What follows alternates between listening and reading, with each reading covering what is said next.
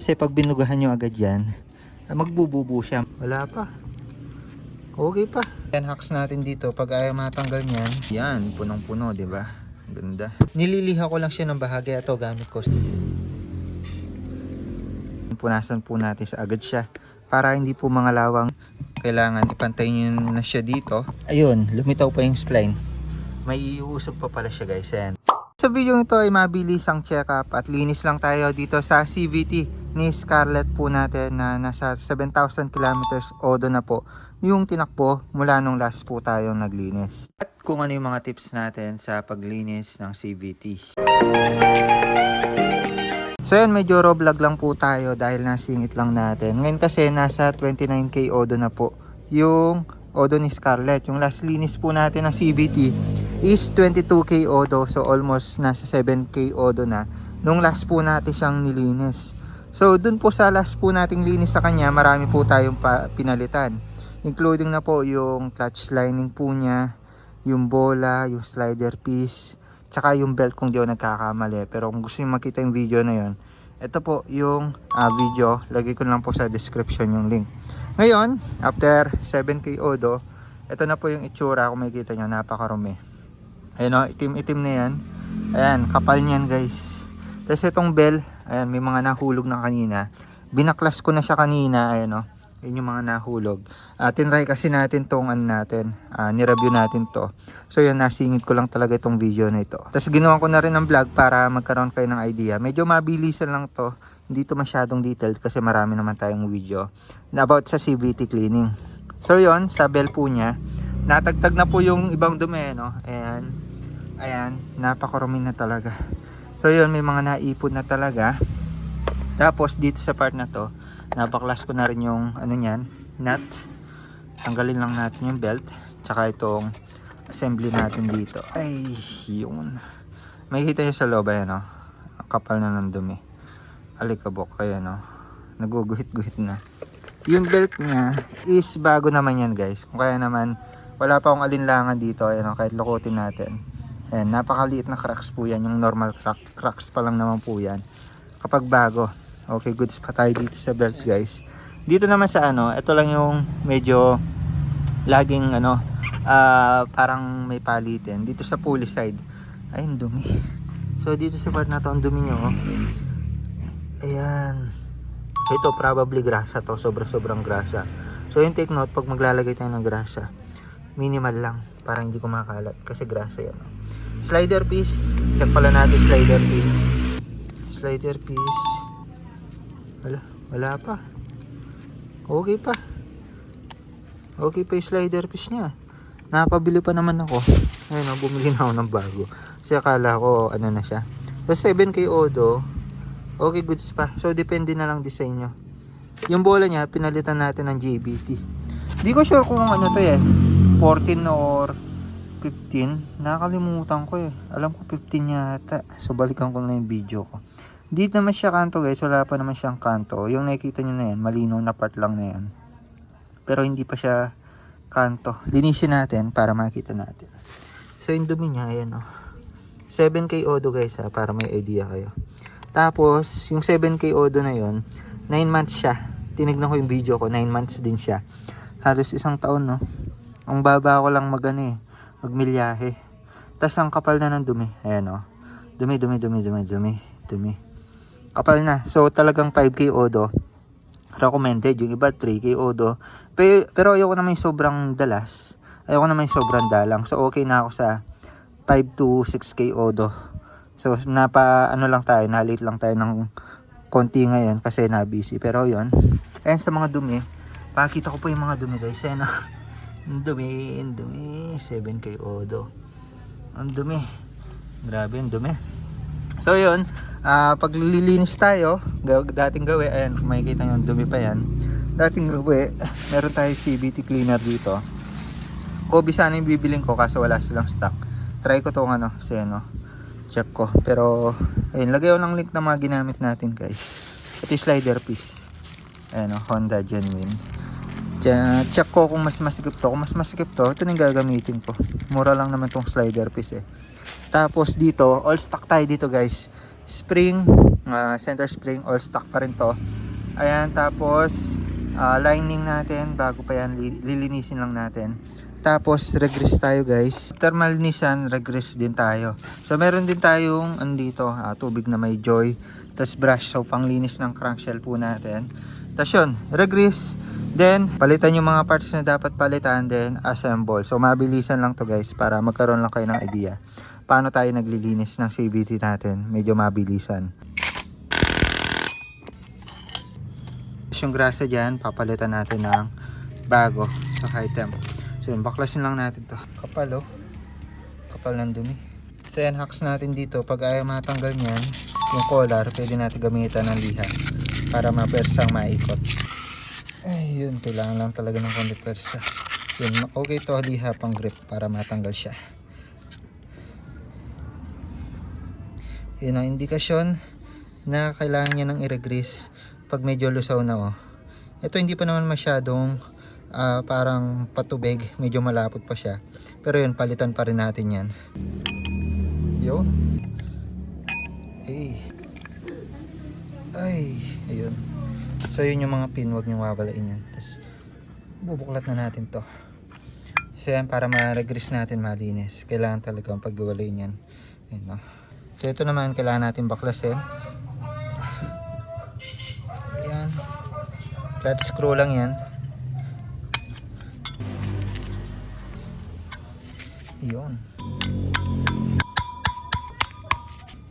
Pag napukpok na natin, kalsuin lang natin, flat screw ulit. Tapos meron tayo dito ang pangtanggal ng mga spring natin. Ayun, parang plier. Yun, mabilisan lang pag ganito. Lagay din ako ng link. Ito mga spring natin guys, stock pa yan. Ayoko magtaas kasi ma-RPM, tsaka magastos sa gas. Kontento na ako sa mga stock lang na RPM. Kasi yan, ito malambot pa kasi na-regress natin. Lambot. Ayun yung maganda kapag na-re-regress natin siya. Hindi siya agad tumitigas, hindi siya na-stack up. So yung dumi lang talaga yung kalaban natin dito. Ayan. Pag nabaklas na natin lahat, pwede na natin linisan, bugahan nito, or pwedeng linisan ng tubig na may sabon or joy. Tapos syempre gamit tayo ng brush para mapabilis. So unahin ko tong crankshell bago ubugahan nito para hindi lumapot at mamumuo. Tinatanggal ko muna yung brush yung mga pwedeng matanggal. Ayan, para mahulog muna. Kasi pag binugahan nyo agad yan, magbububo siya, mahirap ako maglinis. Ang dami nyo lilinisin. Magkukumpul-kumpul ganun. Ayan, ang daming dumi guys. Kapal So about sa dragging, hindi naman nagdadragging yung motor natin, kahit na hindi naka-regroove yung bell. So talagang dapat okay lang yung mga clutch lining natin, makapal pa sila, hindi sila manipis para hindi niya hinahabol yung bell natin. So yun lang naman yung tips ko, kaya ako kahit kailan hindi pa ako nagpa-regroove. Goods na goods sa akin itong stock. So yun, basta unahin nyo lang yung lining. Baka kasi nagpa-regroove kayo pero manipis na yung lining nyo. Baka kasi kung magdadragging may motor nyo, hindi nyo tinitignan to, pa-regroove agad kayo. So kahit manipis to, hindi nyo na napapansin. So ito lang yung pinapaantabay natin or pinapapalitan. Kung sakali manipis na, palitan nyo lang para hindi kayo nagdadragging guys. Tsaka linis lang din. Kasi malikapok yung bell natin, naiipit yung lining kung kaya naman nag-sliding. So yun, kung hindi linis, check nyo lang to. Tsaka yung mga spring nyo, check nyo lang din kung nasa okay pa yung kondisyon. Also yung mga butas dito, ilalagyan ng spring. Ayan, kapag medyo malalim na yan, ibig sabihin yung spring natin bumabaon na. So yun na yung time na palit na talaga kayo nitong lining nyo. Either defective na yun dito or pudpud na to. Tapos ayun lang din, linis lang guys. So yun lang naman, napakasimple lang naman yung maintenance ng CVT. Wag na natin pakomplikaduhin. Okay naman yung mga stock parts, basta nasa tamang kondisyon lang. Yung iba kasi kapag may nakitang problema, talagang palit agad ng aftermarket, kaya hindi tumatagal yung motor nila, hindi sila na nakukontento. So yun lang naman yung mga advice natin. After mapagpagaan, ayan, CVT cleaner natin. Pwede rin tong pang fuel injector, throttle body, engine components, yun. All in one to. Bugaan lang natin para matanggal yung kapit. Tapos sasabunan natin mamaya. O, diba ang kapal? luminaw yung crank shell natin. Kapag okay na ako dyan, isprayan ko naman ng tubig na may sabon. So para mahulog naman yung mga naipon dito sa ilalim. Tapos syempre gamitan natin ng brush para mahulog lahat.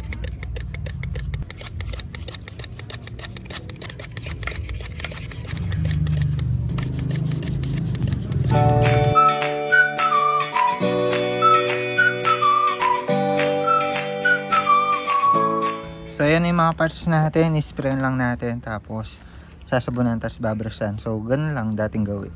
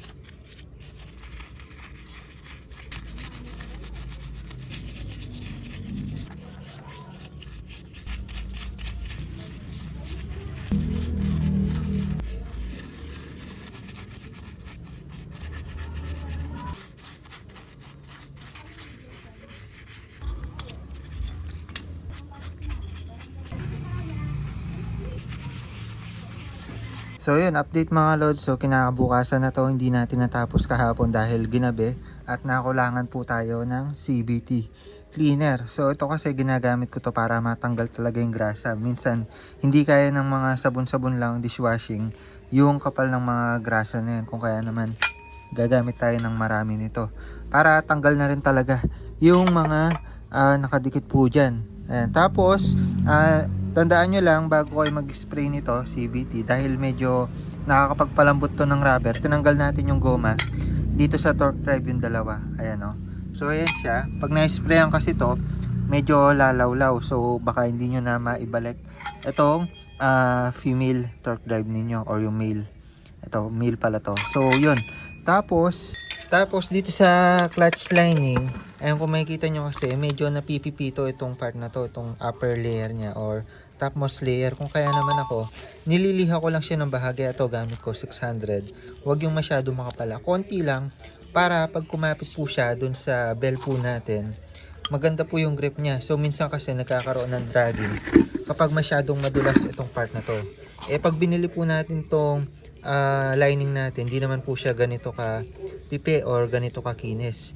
Nagiging makinis lang yan dahil sa friction dito, katagalan. Pero yon yung ginagawa ko, wet sanding, konti lang, bahagya lang. Tapos yung direction natin is paganyan. So hindi ko siya paganyan nililiha, paganyan, para contrast siya. So para malinis din, also magkaroon ng konting grip. Konti lang naman guys, hindi yan todong linis ha. Ayan o, kung makikita nyo, ayan, okay na yun. So hindi ko ito todo para lang magkaroon siya ng panibagong grip, like new yung grip po niya. And compared po natin siya dito sa luma, medyo marumi. Ayan o, may itim-itim.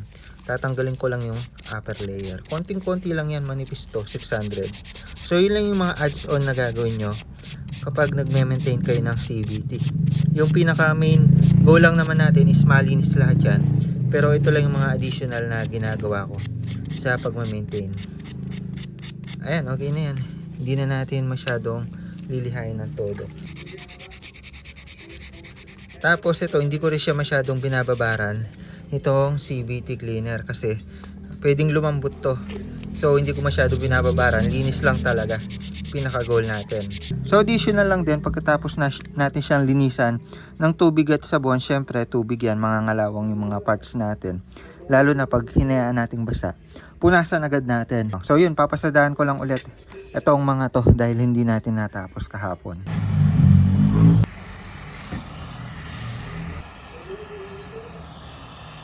So yung mga maliit-liit na yan, yung pin guide, nilalagay ko dito sa pulley. Tapos diyan ko babasahin. Medyo maliit kasi yun para mababad siya. Tapos natatanggal pa yung bilog niyan. Ayun o. Nababaklas pa yan. May male at saka female pa yan eh. Tapos ayan yung circlip natin. Nandito. Tatlo. Ayan. Huwag nyo hayaan mawala. Tapos ito naman may rubber din siya. Ayan yung mga poste. Nito ang lalagyan ng clutch assembly natin. Clutch lining. Ayan o. So mamaya balik natin yan. Linisin din natin itong loob. Kulang kasi yung CVT cleaner natin kahapon ko kaya ang hirap linisin ng brush. Pag brush lang yung pinanglinis natin, mapupuno to ng grasa. Ngayon, pag kinaskas mo siya sa ibang parts, magkakagrasa din. So lalong dumudumi. Kung kaya naman, kailangan talaga natin ito. Hindi siya kinakaya ng sabon. So after nito, sasabunan ko ulit siya. So sa torque drive bearing yung sa loob, gagawa ko ng bukod na video kung kailan dapat siya palitan. Yung sa akin kasi parang need na palitan. Pero ngayon, stay as still muna natin dahil wala pa tayong nabili parts. So dalawa yung bearing kasi niyan. So ilalatag ko doon yung senyales na palitin na yun tsaka paano palitan. Bukod na video na yun guys. Tapos ito yung mga spring natin. Tsaka yung mga nut. Babad na rin natin dito. Itong pulley lang kasi natin yung parang parang may saluhan. So diyan ko lang siya binababad. Yan pati yung mga nut. Kung makikita nyo naman, ayan, nalinis na yung iba natin binabad kanina. Ay mga bola natin okay pa. Medyo umitim lang. So linisan na lang din natin. Babad natin dito. Ayan o. Isahang babara na lang dito sa pulley. Yan. Tapos ito medyo makapal pa. Bubughan pa natin ito. CVT cleaner no. Kahapon hindi ko mapagita kasi gabi na eh. Ang dami pa ang kapal pa niya. Ayan. Tapos sasabunan natin. Yan, pati ito, pag sira na yung bearing dito, palitin na yan. Pero sa atin, okay pa.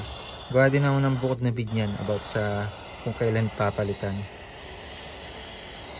Yan, pati dito, kapal na guys.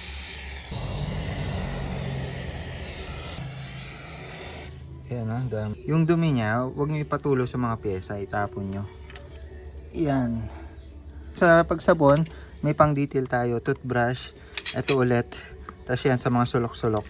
Ito, pantanggal ng mga maliliit na grasa guys. Tapos gamit tayo ulit ng dishwashing para matanggal pa yung mga dumi at mga grasa. Ngayon natin yung medyo malinis, yung wala masyadong grasa. Ito iuli natin kasi may mga grasa sa loob yan.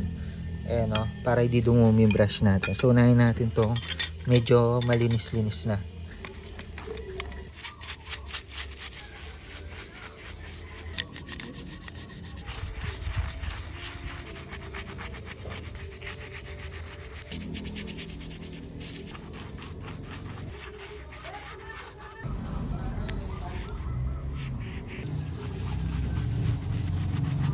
So sa parts naman na may mga kalawang tulad niyan, pwede natin lihain ng konti and 600 ulit para lang matanggal yung mga kalawang at di na dumami.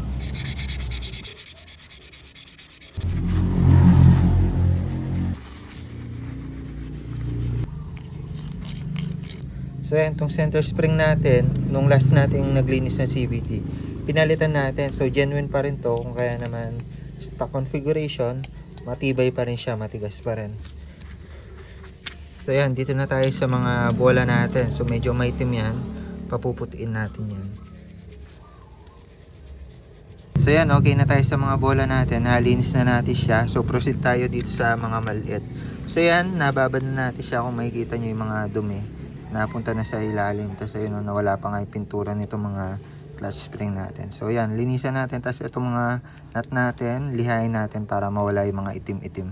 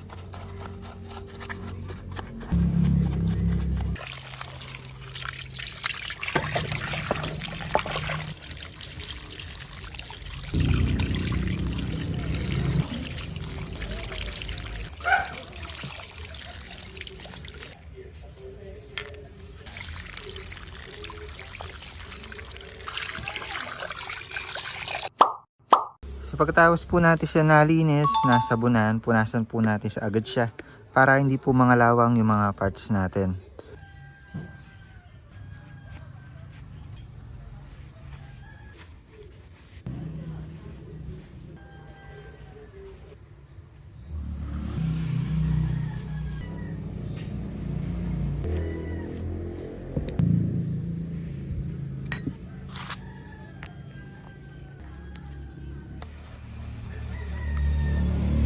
So yan, napunasan na po natin tuyong-tuyo at yun yung tatandaan nyo kapag naghugas kayo ng CVT, lalo na kung tubig sabon yung pinanglinis natin. Kailangan punas agad para hindi mag-build up yung kalawang. Sa iba kasi may nakikita ko nagkakalawang kasi hindi nila pinupunasan agad, pinapatuyo lang nila sa araw. So yun, assemble na po tayo. So sa pag-assemble, kailangan lang natin siya ibalik sa mga dating pwesto niya kung paano natin siya tinanggal. Also, lagyan po ng grasa yung mga parts na kailangan lagyan ng grasa. Lalong-lalo na po yung mga friction point. Katulad na lang nitong part na to, yung poste dyan. Lalagyan natin ng grasa yan. Tapos, ito ring loob ng torque drive bearing. Medyo marami-raming ilalagay natin dyan. Kasi tinanggal natin yung lumang grasa po dyan. Pati dito, ayan, sa loob. Dyan po yung importante. Gamit po tayo ng high temp para mas matagal matunaw. Yung ordinary kasi, medyo lalamya siya katagalan, lalo na kapag mainit. Pero pag high temp grease, matagal po siyang uminit. Kaya po niyang i-resist yung init sa loob ng CVT. So yun, bigyan ko lang kayo ng montage sa pag-assemble natin itong CVT.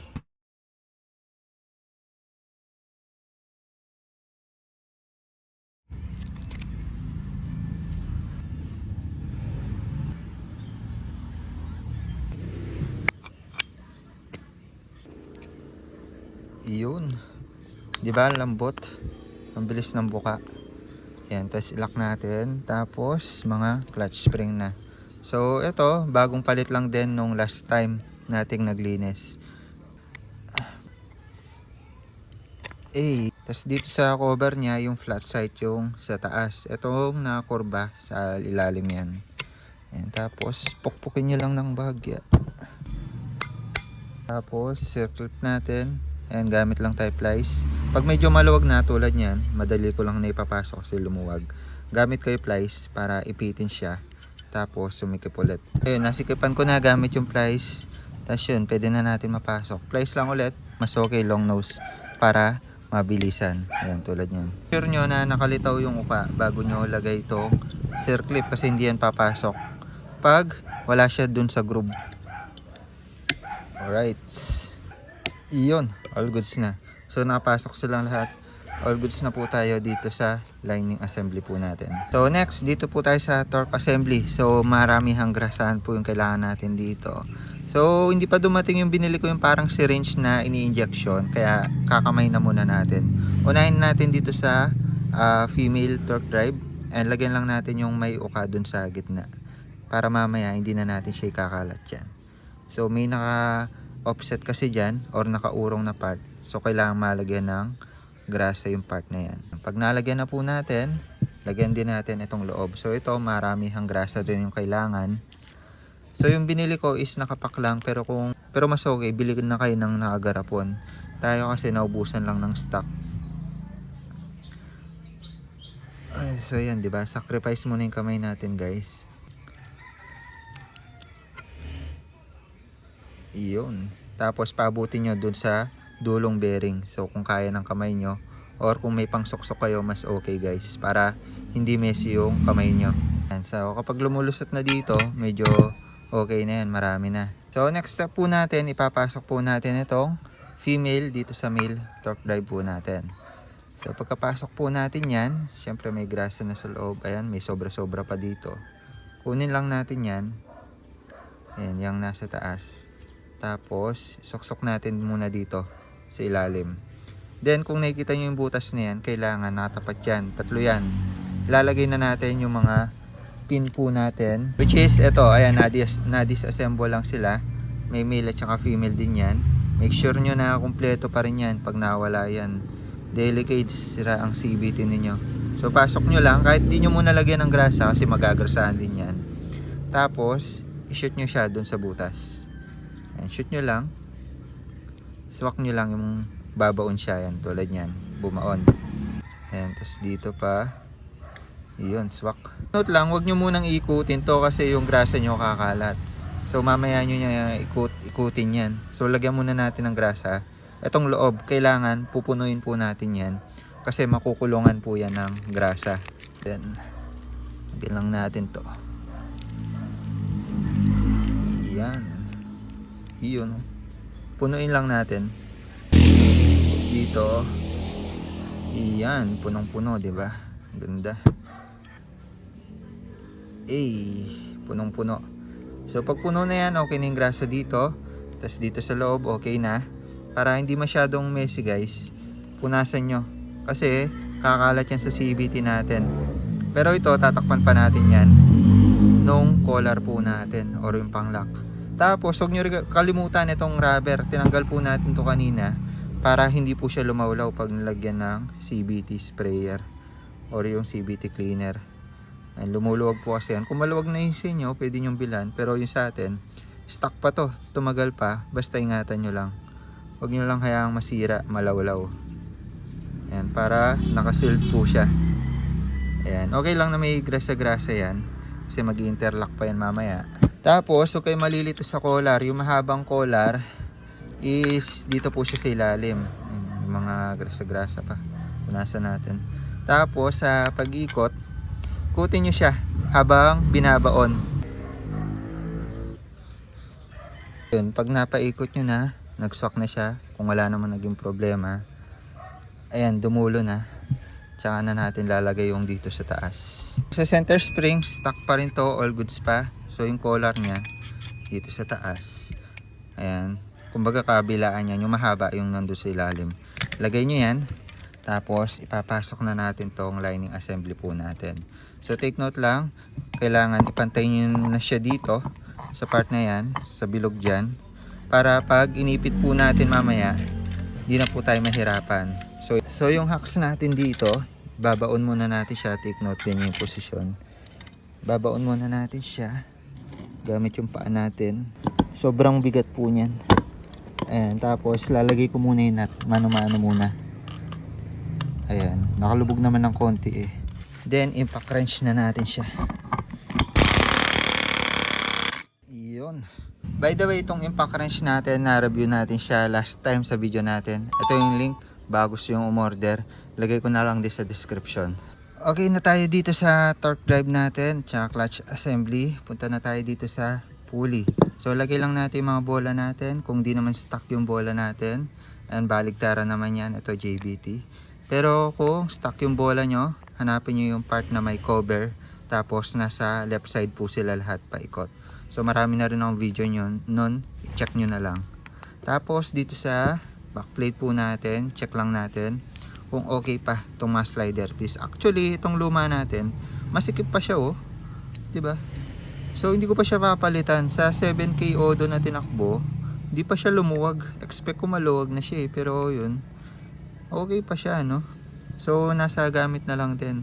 Tapos, pwede na natin siyang ilagay pag okay na yung mga bola. Take note, 6 yan ha. Soon magpapalit din ako ng bola, pero ito kasi all goods pa yung mga bola natin. Medyo luma lang itsura.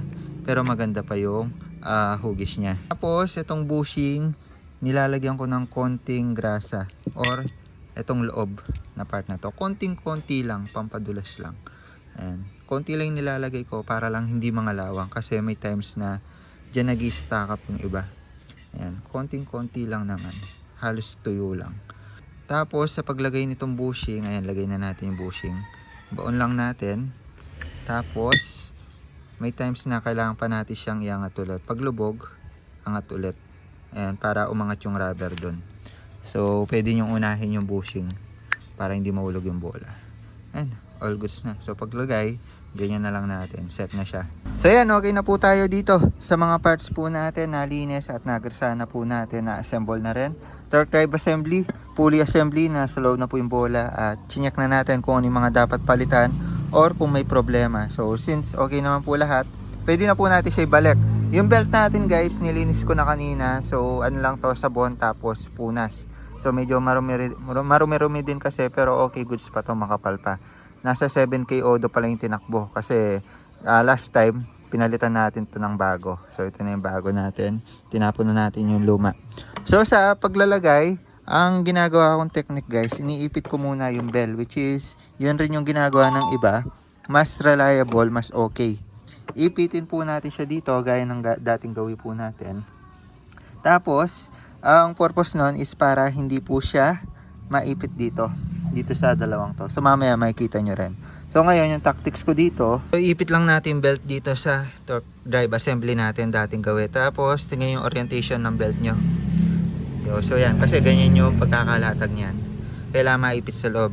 Ngayon, bago natin ipitin, lagay na natin tong assembly po natin. So check nyo yung bola kung may nakaangat para ma-shoot natin na maayos. Tapos lagyan lang natin ng konting grasa itong part na to. Konti lang guys ha. Ayan. Konti lang, marami-rami pa yan. Ayan, para lang di mag-stack up. Kasi yung iba, na-stack up pa ng bushing. Dahil walang grasa. Pero okay lang lagyan yan, konti. Pero wag naman na tuyo. Kasi for sure, darating yung time stack up yan. So lagay lang natin to. Ayan, patalikod dyan guys ha. Kasama na yung bushing dyan. Tapos alalayan nyo lang baka mawala yung bola. Ayan, sagad na yan, all goods na. Tapos, ipitin na natin itong belt natin. So sa paggipit ng belt, hawakan nyo yung belt sa isang kamay, gamit ako ng tuhod dito, angat natin siya. Sa pagangat, paangat siya, tapos paikot, tulad na lang yan. Ayan. Ayan. Ayan. Pa sideways yung angat niya ng konti. And pag okay na, lubog na po yan, tulad po niya na lubog na po yung belt natin, pwede na natin siyang saksak dito. Ayan. So wag nyo lang bibitawan to, alalayan nyo baka kasi lumuwag ulit. Kasi tinutulak siya ng spring. So kung makikita nyo dito, maluwag na yung part na to. So kapag nilagay po natin yung dry paste po natin, hindi siya maiipit.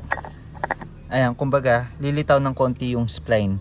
Pag hindi po lumitaw yung spline, ayan yung konting spline, ibig sabihin na nakaangat siya ng konti, naiipit siya ng belt. Kasi yung belt natin nakasagad dito.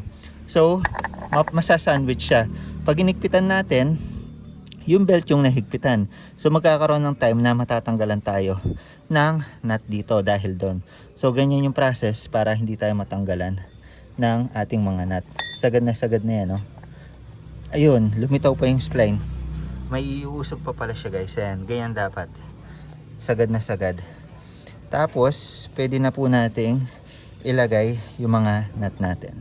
Ayan, kahit bitawan natin yan, hindi na po agad yan kakawala kasi settle na po natin siya dito. So yan, nakalubog pa rin ng konti yung belt. So next natin lalagay itong ating mga bell. So yan yung bell natin. Yun, tapos next na yung mga nut natin. So sa paghigpit ng nut, pwede po natin gamitan nitong torque wrench po natin. Mas okay to para hindi po ma-overtorque yung mga thread natin dito at hindi masira. Kasi may mga pagkakataon na kapag sobrang higpit po niyan is nasisira yung thread at laking sakit ng ulo dahil kailangan po natin palitan itong buong sigunyal na to, itong buong yan, or pwede natin pa rebuild tong thread na to, kaso madalang lang yung mga gumagawa nun, lalo na to. Ayan, bukas yan, bukas yung loob kasi ito nakadugtong papunta sa loob yan. So pag nasira itong thread na to, sakit sa ulo yan. So kailangan po natin gamitan ng tamang specs ng torque. Take note lang, make sure nyo na nakabaon yung belt po ninyo, nakikita na yung spline, para yung ma-torque po natin is yung higpit talaga nitong drive paste to pulley. Ngayon, pwede tayong gumamit ng pangkalso or white tool. Pasok na natin yung washer pag okay na.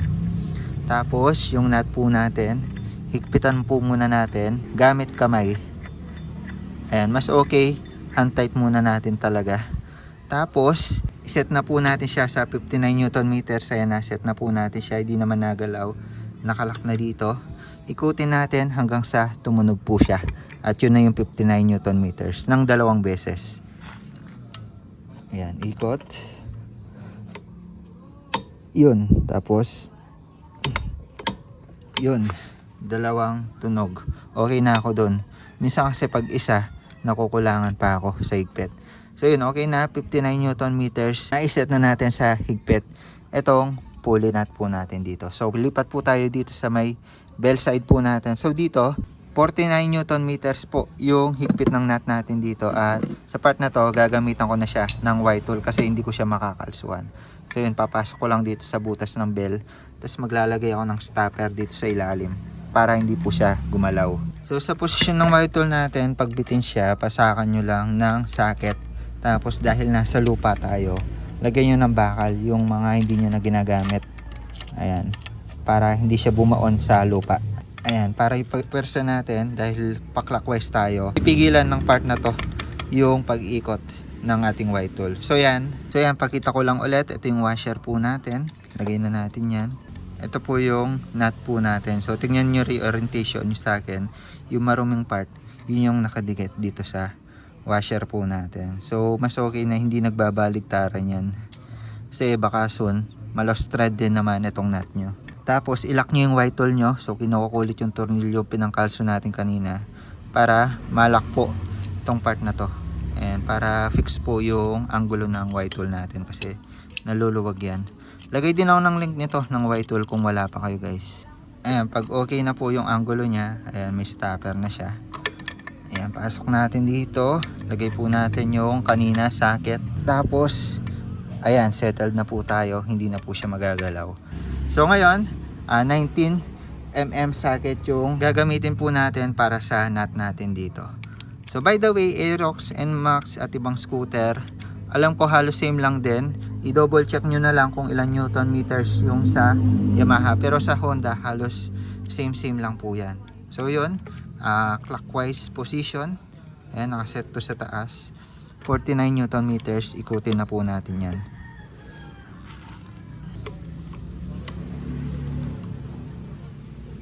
Yun, tumunog na. Yun, dalawang tunog. Okay na yun, nasa 49 Newton meters na. After nung tunog guys, dalawang tunog, huwag nyo nang pilitin kasi masisira yung tool nyo, either yung tool nyo or ma-over torque na po kayo. So yun, nahigpitan na po natin mga nut natin. Ginamitan po natin ng torque wrench para safe po sila at hindi po masira yung mga thread. Kung gusto po makita yung video, ilalagay ko yung link sa description ng paggamit natin ito. So yun, start lang natin yung motor natin pero hindi natin siya i-rev para hindi po mabengkong to. So take note lang din, huwag nyo pong i-rev ng nakabukas yung CVT kasi wala pong suporta itong part na to. Check nyo lang kung pumapagpag yung belt or may problema. Hindi pala natin siya matetest kasi wala yung tambutso po niya, wala yung air filter, wala yung mga parts niya dito. So yun, bigyan ko na lang kayo ng update sa mga susunod na video. Pero yun, nalinis na po natin siya. Okay, goods naman po yung mga parts po niya. Kaya naman ma-assure po natin na wala pong magiging problema sa ating mga CVT. For reference ko lang din ito yung huling linis ko ng CVT po natin, 29,639. So para susunod na linis natin, alam natin kung ilang odo yung tinakbo po niya. So pati itong cover, nalinis naman po natin. Lalagyan na lang natin ng grasa itong part na to para dumulas po siya dito. So yun na lang naman, tapos tatakpan na po natin siya. Lang muna para sa video na ito, the more click, the more you know, paglilinis ng CVT ni Scarlett after 7,000 kilometers odo. Medyo marumi-rumi din Ayun lang. Linis na. Bye bye.